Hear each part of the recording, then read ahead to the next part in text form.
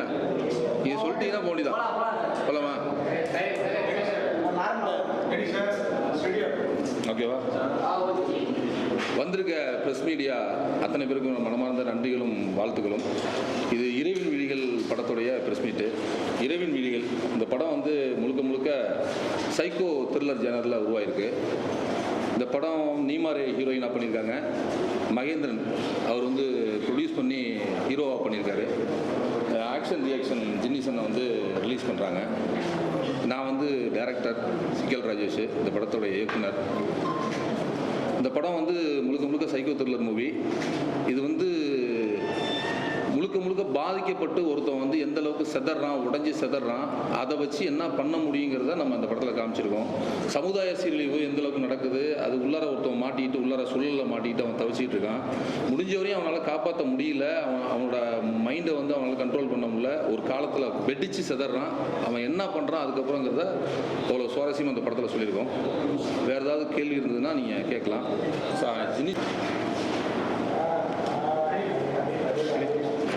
அனைவருக்கும் வணக்கம்.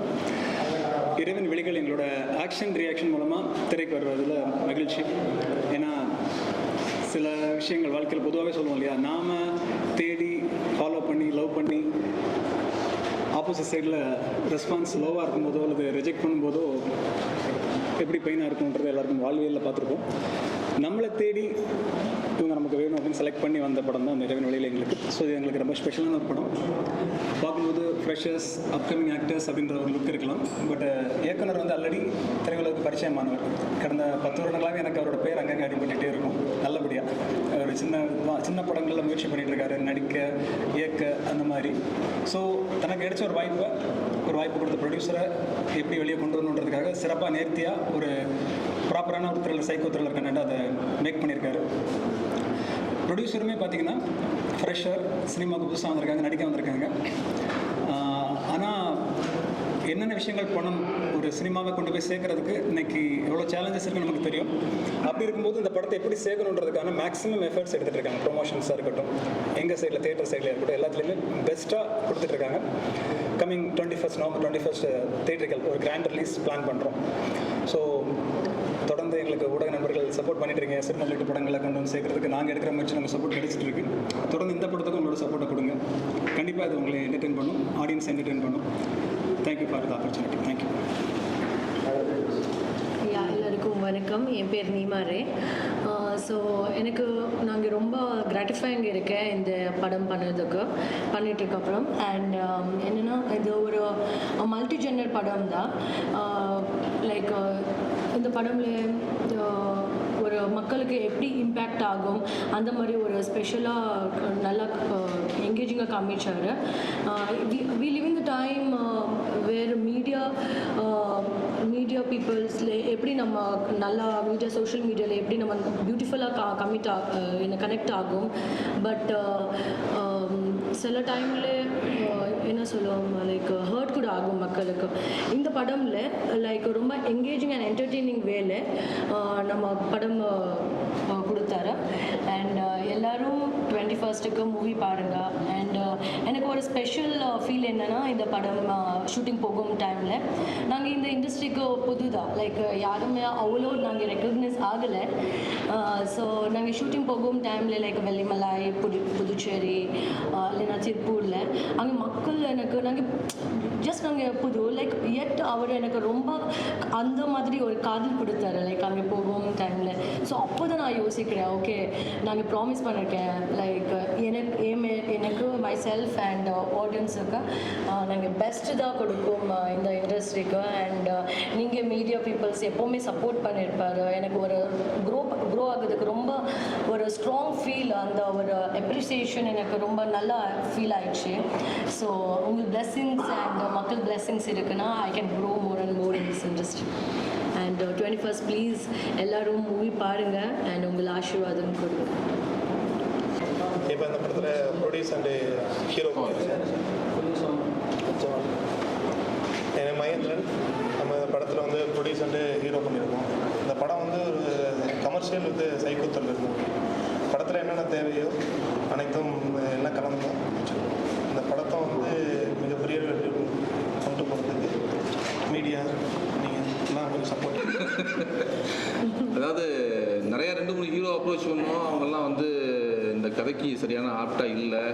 நம்ம வந்து சூப்பர் ஸ்டார் ரஜினிகாந்த் கூட தான் போய் கேட்கலாம். ப்ரொடியூஸ் பண்ணார், ஹீரோவை போட்டான், அவ்வளோதான். வேற ஒன்றும் பெருசாலாம் ஒன்றும் கிடையாது. இல்லை மாஸ்க் எல்லாருமே இங்கே மாஸ்க்கை போட்டு தான் அலைகிறாங்க. இப்போ என்னென்னா, இப்போ இங்கே இருக்கிற எல்லாருமே ஒவ்வொரு மாஸ்க்கை போட்டு தான் அலைகிறாங்க. அதுக்குள்ளே எத்தனை லேயர்ஸ் இருக்குங்கிறது யாருக்கும் தெரியறதில்ல. எல்லார்ட்டையும் ஒரு கெட்டவன் இருப்பான், ஒரு நல்லவன் இருப்பான். ஒரு கெட்டவன் இருந்தால் பிரச்சனை இல்லை. இந்த முந்தாள் கோயம்புத்தூர் மேட்டர் நடந்ததில் வந்து ஒரு பெரிய இஷ்யூ ஆகிடுச்சு. இப்போ அதெல்லாம் பார்க்கும்போது மனசு அதிருது, பதறுது. அதை வச்சு தான் அந்த படத்தோட இறைவன் வழிகள் வந்து நம்ம பண்ணோம். மாஸ்க்குள்ளே என்ன இருக்குங்கிற விஷயம் தான். மாஸ்க் வெளியில் எல்லாருமே மாஸ்க் போட்டிருக்காங்க, யாருக்கும் கண்ணுக்கு தெரியறதில்ல. இந்த படத்தில் அதை நம்ம சொல்லியிருக்கோம். அவ்வளோ. ஆமாம், நைட்டில் தான் ஃபுல்லாக நைட்டில் தான் ட்ராவல் ஆகும். ஃபர்ஸ்ட் ஹாஃப் வந்து டேயில், செகண்ட் ஹாஃப் ஃபுல்லாக நைட்டில். ஒரு நைட்டில் என்ன நடக்குதுங்கிறத நம்ம சொல்லியிருக்கோம் அந்த படத்தில்.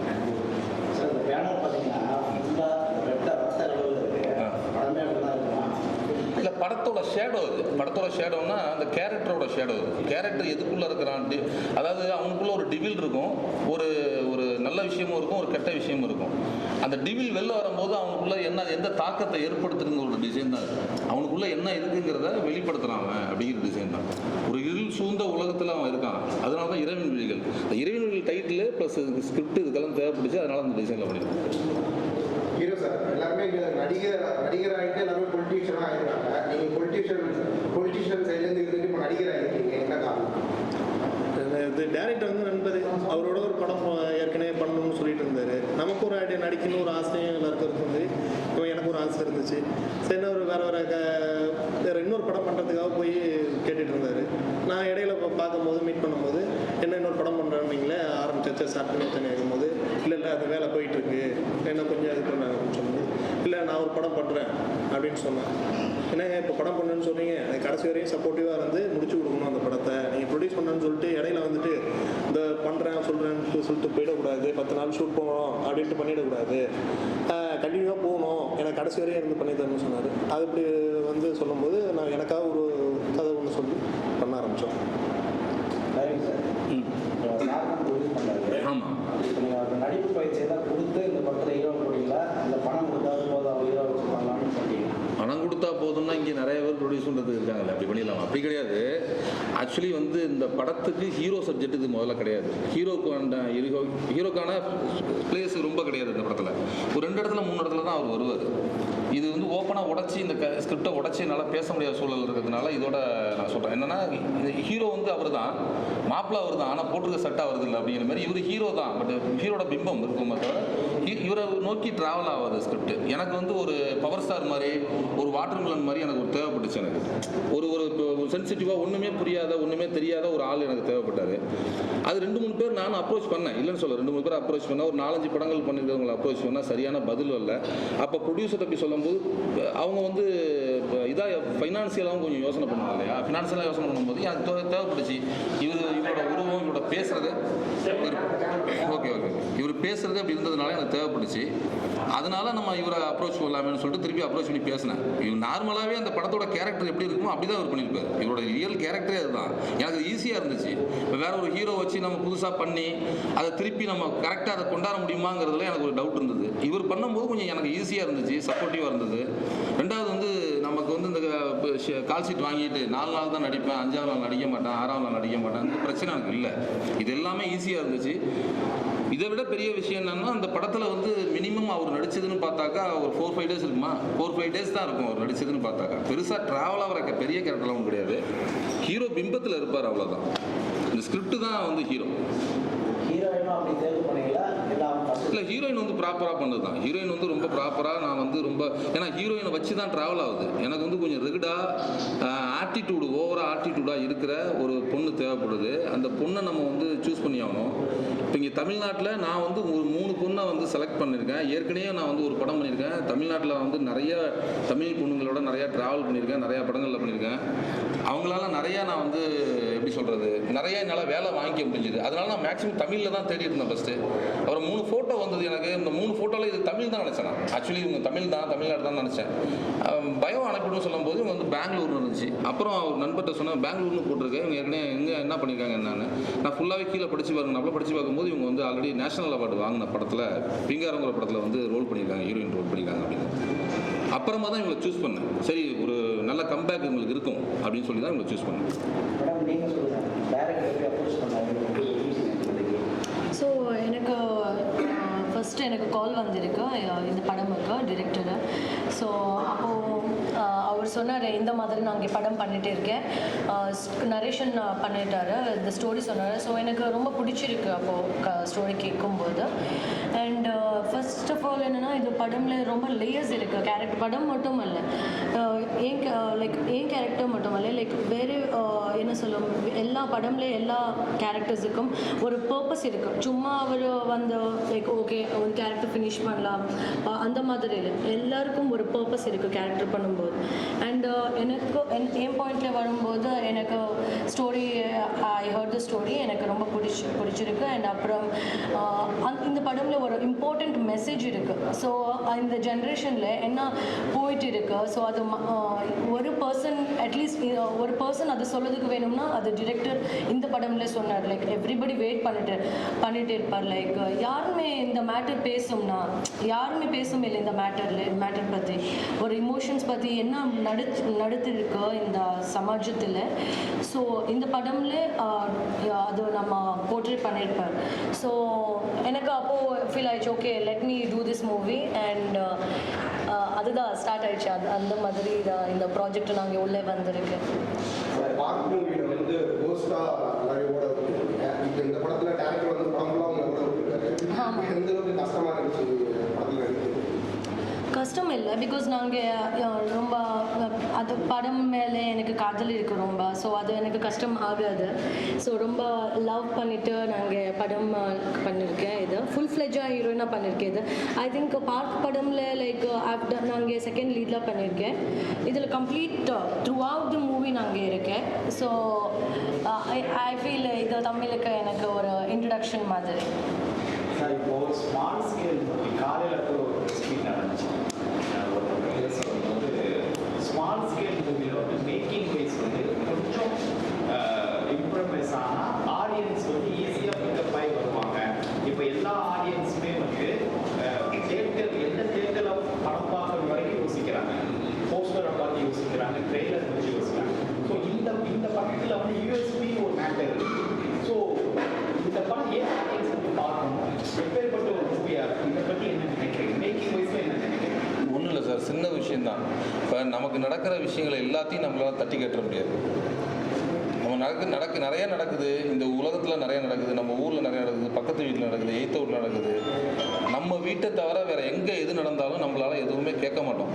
ஏன்னா நம்ம அவ்வளோ வக்கர புத்தியெல்லாம் கிடையாது. நமக்கு அது தேவையில்லைன்னு கடந்து போயிட்டுருக்கோம் இல்லையா? அப்படி தானே எல்லாருமே போயிட்டுருக்கோம். இங்கே உள்ள எல்லாருக்குமே எல்லா விஷயமும் நடந்துகிட்டு தான் இருக்குது.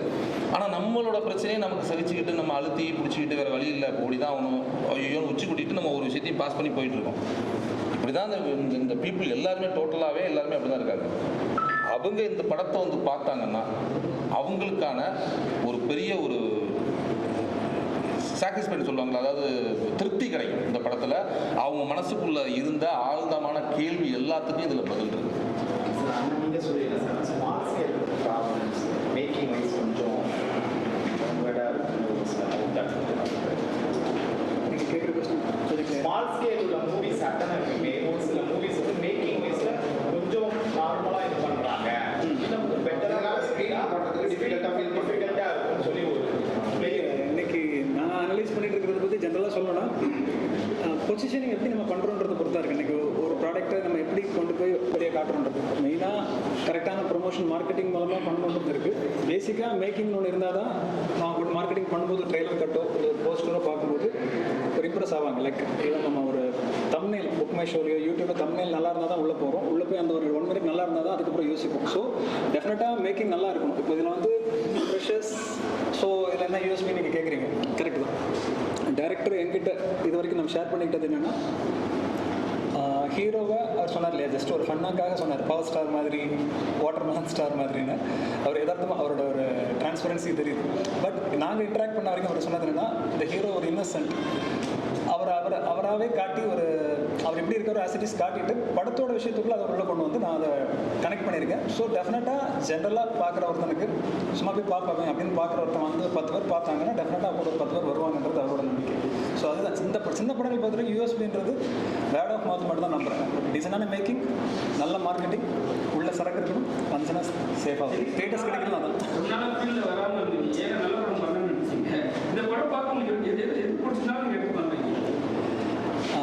இந்த படம் பொறுத்த வரைக்கும் ஹானஸ்ட்டாக சொன்னால் இதோட நான் பார்க்கல.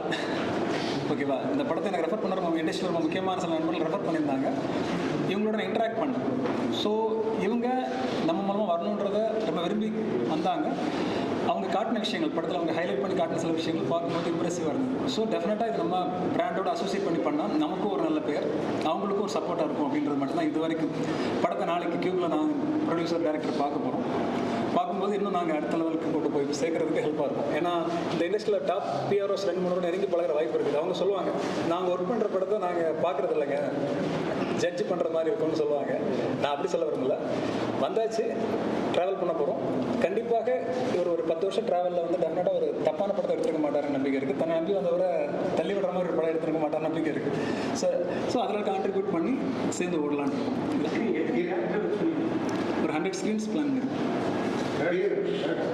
படத்தில் ஹீரோ வந்து கொஞ்ச நேரம் தான் வருவாங்க. அந்த மாஸ்க் மாதிரி ஃபுல்லாக வராரு. அவர் யார் ரிவீல் பண்ணுவீங்களா? இல்லை ஹீரோ ஹீரோயின் மாதிரி இங்கே கேரக்டர் வந்து நிறைய இருக்காங்க இந்த படத்தில். இப்போ சிசர் மனோகர் சார் இருக்காரு, சேரன் ரவி சார் இருக்காரு, நிழல் ரவி சார் முக்கியமான கேரக்டர் பண்ணியிருக்காரு, ஈஸ்வர் சந்திரபாபு பண்ணியிருக்காரு, கிளிராமச்சந்திரன் பண்ணியிருக்காங்க, அஸ்மிதா பண்ணியிருக்காங்க. இவங்க எல்லாருமே இவங்கள மாதிரி அங்கங்கே உள்ள கேரக்டர்ஸ் அவ்வளோதான். இவங்க எல்லாரும் சேர்ந்து ஒருத்தரை வந்து ட்ரிகர் பண்ணுறாங்க. அவங்க தெரிஞ்சு செய்யலை, தெரியாமல் அங்கங்கே பண்ணுறது இவனுக்கு ட்ரிகர் ஆகுது. அதனால அவங்களுக்கு எல்லாருக்கும் என்ன நடக்குது. இல்லை நாலு அது யாருக்கு ரிவீல் பண்ணீங்களா? அது என்ன ரிவீல் பண்ணல, அது படத்தில் ரிவீல் பண்ணியிருக்கோம். Crime and psycho thriller. Sir இன்னொரு ஒரு சவுத் சங்கத்தை பற்றி ஒரு நெகட்டிவான கான்ட்ரவர்சியான சில சீன்ஸ்லாம் இருக்கிறதா ஒரு தகவல் இருக்குது. உண்மையாக இல்லை சார், சென்சார்லேயும் இது கேட்டாங்க. அது ஆக்சுவலி வந்து சரக்கு சந்தர், அந்த கேரக்டர் பேர் வந்து சரக்கு சந்தர். படத்துடைய ரொம்ப முக்கியமான கேரக்டர் அது, ரொம்ப முக்கியமான கேரக்டர் அது. சரக்கு சந்தர் அந்த படத்துடைய கேரக்டர் பேர், சவுக்கு சந்தர் கிடையாது. அது வந்து இப்போ இதுலேயே வந்து திருப்பி கொடுத்துட்டாங்க. இப்போ இதுலேயே சென்சார்லேயே வந்து திருப்பி கொடுத்து நீங்கள் சவுக்கு சங்கர் தான் பேசுகிறீங்கன்ட்டாங்க. அது கிளிராமச்சந்திரன் பேசும்போதும் இல்லை மற்றவங்க பேசும்போதோ அது சவுக்கு சந்தர்னு அவங்களுக்கு காதல் வந்துருக்கும். திருப்பி மறுபடியும் அதை கரப்ஷன் பண்ணி மறுபடியும் சரக்கு சந்தர் தான் சார் சொல்லி கொடுத்துருக்கோம். சவுக்கு சந்தரோட நம்ம ஒன்றும் இது கிடையாது. இந்த படத்தில் வந்து அது மேபி அது சாயம் இருக்கலாம். எல்லாரோட சாயமும் பூசி தான் ஒரு படம் பண்ண வேண்டியது. நம்ம இப்போ ஒரு விஷயத்தை நம்ம பண்ணுறோம், நான் சாப்பிட்றேன் அப்படிங்கிறதுக்காக நீ என்ன மாதிரியே சாப்பிட்ற அப்படின்னு சொல்ல முடியாதுல்ல. ஒவ்வொருத்தரோட சாயல் இருக்கும். இது வந்து இல்லை, அந்த சாயல் இருக்குன்னு சொல்கிறேன். நீங்கள் அப்படி பார்த்தா அந்த சாயல் இருக்கும். நீங்கள் சரக்கு சந்தரை வந்து சவுக்கு சந்தராக பார்த்தா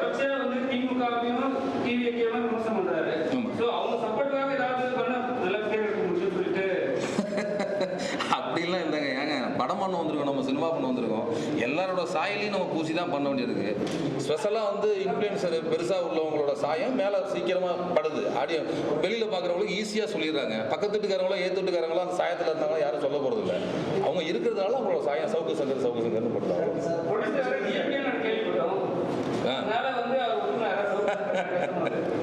அதெல்லாம் இல்லை, அவருக்கு வந்து சவுக்கு சங்கர் மேலே அவருக்கு என்ன கோவம் இல்லை எனக்கு என்ன கோவம் அதெல்லாம் இல்லை இல்லை இல்லை இல்லை பர்சனலான கோவம் இல்லை. அப்படி எதுவும் இருக்கா? அதெல்லாம் கிடையாது. நான் கேட்டுதான்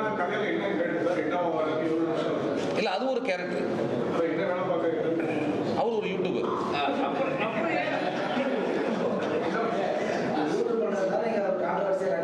இல்லை இல்லை இல்லை, நம்ம என்ன உண்மையோ அதை சொல்லியிருக்கோம். நம்ம சவுக்கு சங்கருக்கு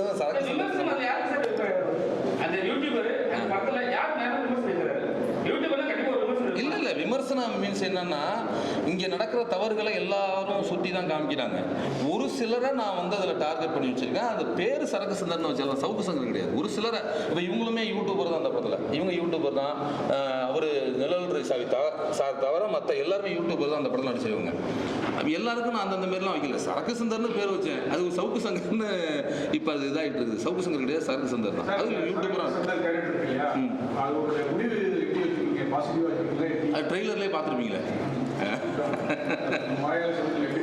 இல்லை இல்லை, அது வேணாம் சார். அது படத்தை எல்லாத்தையும் உடச்சிட்டு வர மாதிரி ஆகிடும். படம் வரது பார்க்கலாம்.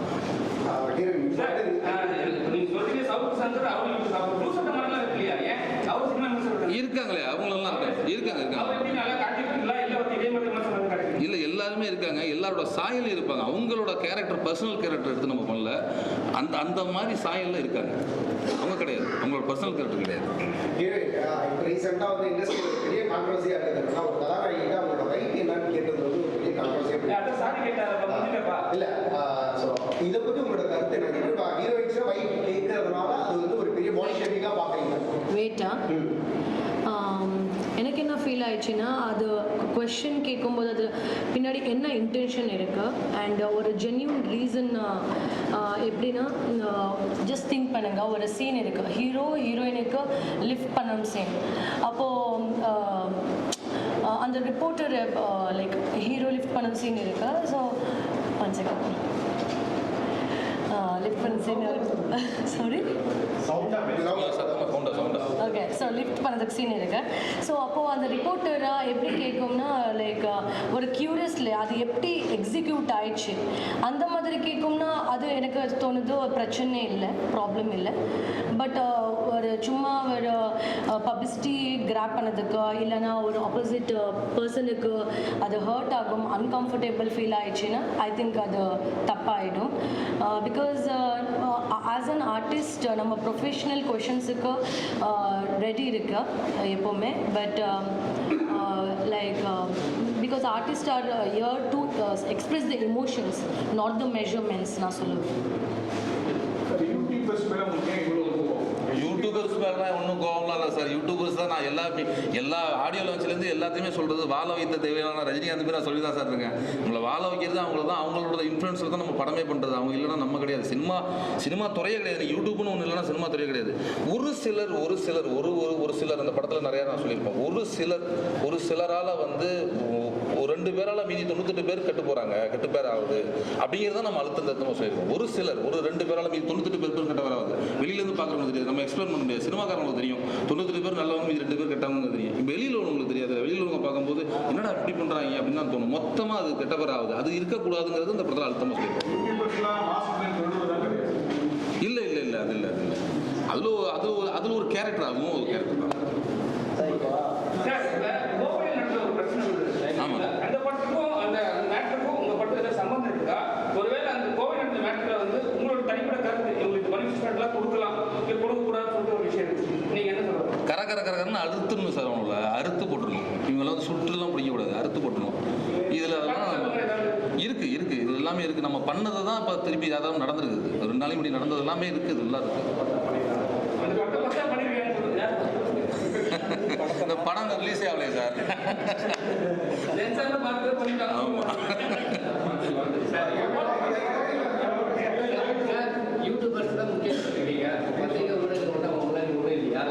பத்திரிகை ஊடகம் யூடியூபர்ஸ் எல்லாரையும் தான் சொல்கிறேன் நான்.